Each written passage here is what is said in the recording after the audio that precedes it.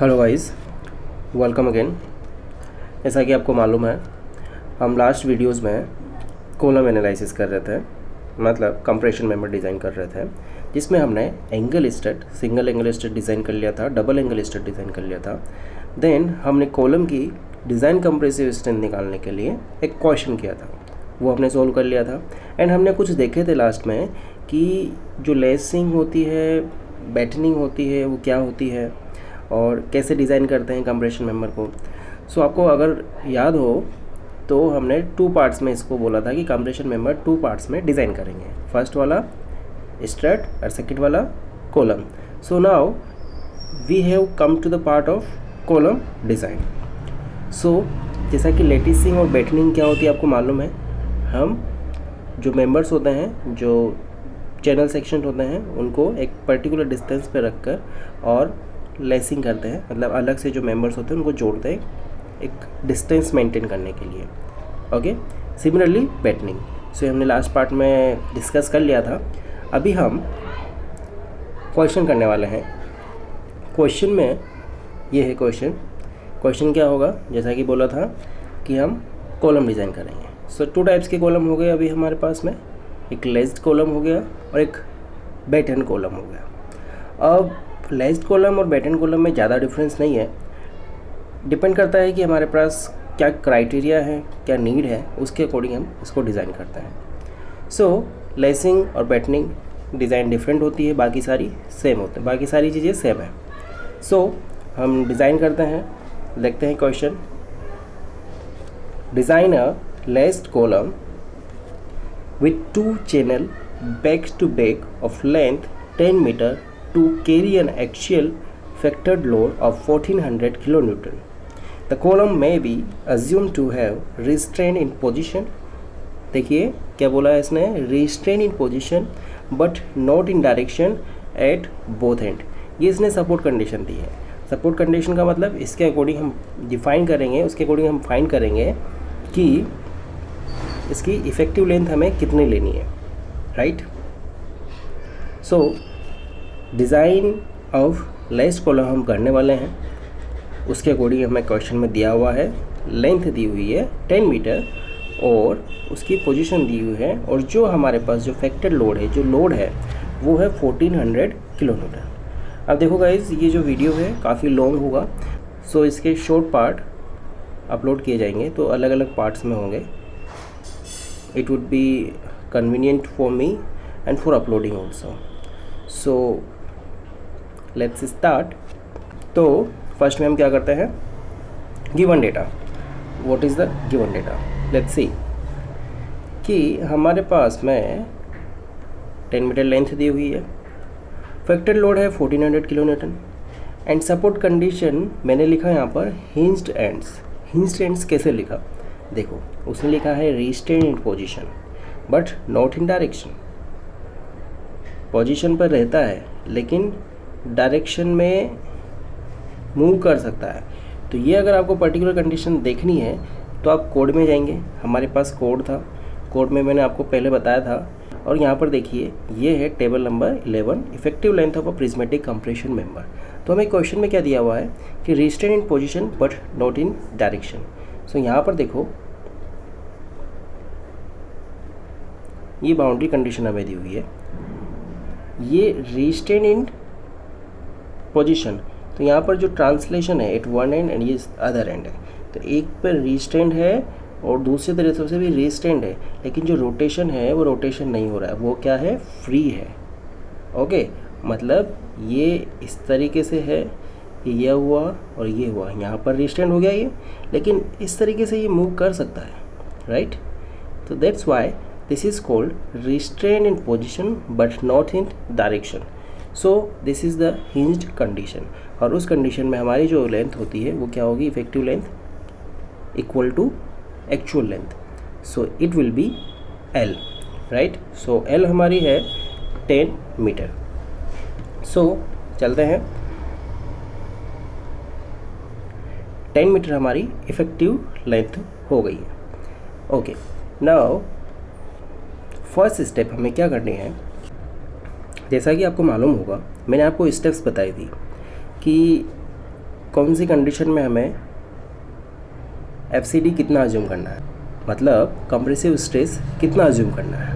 Okay, सो यहाँ पर हम क्या कर रहे हैं, FCD जो है 135 न्यूटन पर mm² अज्यूम कर रहे हैं। जैसा कि आप जानते हैं, इसको हम अज्यूम करेंगे, फिर एरिया निकालेंगे, फिर उसके अकॉर्डिंग हम उसको चेक करेंगे। तो आगे की स्टेप सिंपल है, वेरी सिंपल है। तो आगे देखते हैं, हम चलते हैं। हमने क्या करा, अज्यूम कर लिया FCD 135 न्यूटन पर mm² अज्यूम कर लिया। अब उसके बाद में हम क्या निकालेंगे, एरिया रिक्वायर्ड। तो उसके अकॉर्डिंग हम सेक्शन चूज़ करेंगे। तो एरिया रिक्वायर्ड कैसे निकालेंगे, 1400 हमारा क्या है, फैक्टर लोड है, और हम इसको डिवाइड करेंगे FCD से, स्ट्रेस से, जिससे क्या होगा, हमारा एरिया निकल के आ जाएगा। तो 1400 किलो न्यूटन, हमने इसको 1000 से मल्टीप्लाई कर दिया, तो ये हो गया न्यूटन, और 135, so it comes out 10370.4 mm²। ये है हमारा एरिया। ओके, अब उसने क्वेश्चन में क्या दिया है, देखो क्वेश्चन में दिया हुआ है कि design a laced column with 2 channel back to back. हमें बैक टू बैक डिज़ाइन करना है, ये एक कंडीशन है। इस तरीके से हम डिज़ाइन करते हैं कॉलम्स को। तो ये एक चैनल, ये दूसरा चैनल, इसको बैक टू बैक डिज़ाइन करना है, इस तरीके से डिज़ाइन करना है। ये है हमारा कॉलम, ये जाएगा ऊपर। ओके, तो ये होगा, ये बनेगा एक कॉलम। तो इस कॉलम को डिज़ाइन करने के लिए हमें सेक्शन अडॉप्ट करना है। अब जैसा कि उसने बोला सेक्शन अडॉप्ट करने हैं, कौन से, चैनल वाले।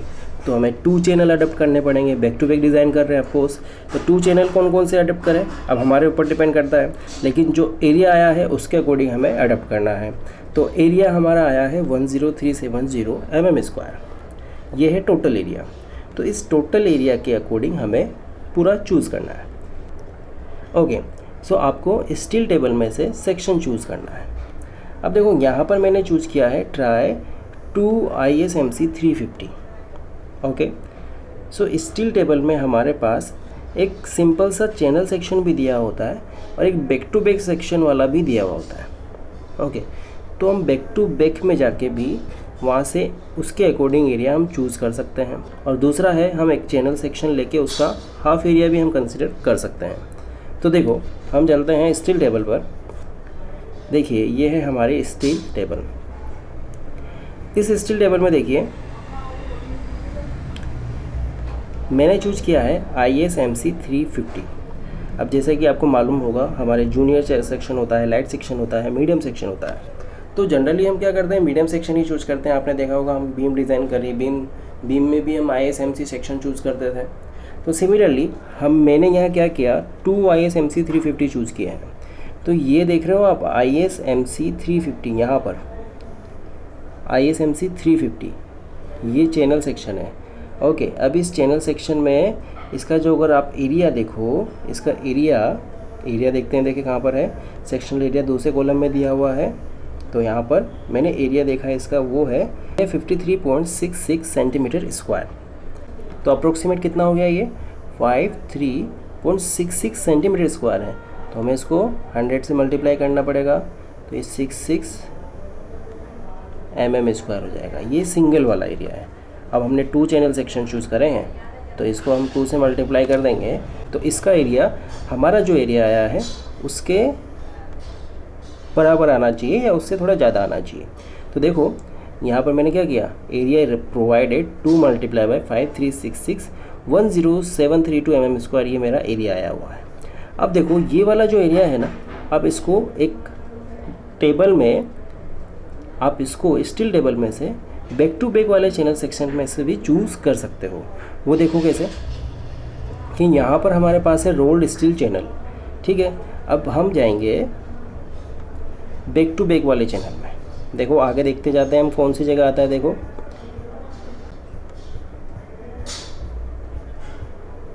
ये हमारे back to back 2 channels of same size laced और pattern, back to back channel section है। ये देखो यहाँ पर ये एक चैनल है, ये एक चैनल है, ये बैक टू बैक लगा हुआ है। तो इसी तरीके से हमें डिज़ाइन करना है कॉलम। तो एक्चुअल में ये कॉलम डिज़ाइन वाली ही टेबल दी हुई है हमें यहाँ पे, और इसमें पर्टिकुलर सेक्शन के अकॉर्डिंग हमें यहाँ पर डिटेल दी हुई है। जैसे कि ये ISJC 125 ISJC 150 के लिए है। तो अब हमने कौन सा सेक्शन चूज़ किया है, ISMB 350। तो लेट्स वहाँ पर चलते हैं। देखो ISMB 350 पर, तो ये है ISLC, ये है ISMC 100 और ये ISMC 175 और ये आ गया हमारा ISMC 350। ये देखो ISMC 350। तो हम यहाँ से भी इसका सारा डेटा ले सकते हैं। ISMC 350, तो इसका वेट है, देखो ये वेट दिया हुआ है। इसका एरिया है 107.32 सेंटीमीटर स्क्वायर और हमारा एरिया mm स्क्वायर में है, तो क्या हो गया ये 10732 mm स्क्वायर। ये मोमेंट ऑफ इनर्शिया इसका दिया हुआ है। टोटल मॉडुलस ऑफ इलास्टिसिटी दिया हुआ है। रेडियस ऑफ जायरेशन दिया हुआ है। रेडियस ऑफ जायरेशन हम वहाँ से भी ले सकते हैं, यहाँ से भी ले सकते हैं। तो देखो हमें इस तरीके से डिज़ाइन करना है ये। ओके, तो हमारा सेक्शन हमने चूज़ कर लिया है, कौन सा, ISMC 350। ओके, तो चलते हैं हम क्वेश्चन की तरफ।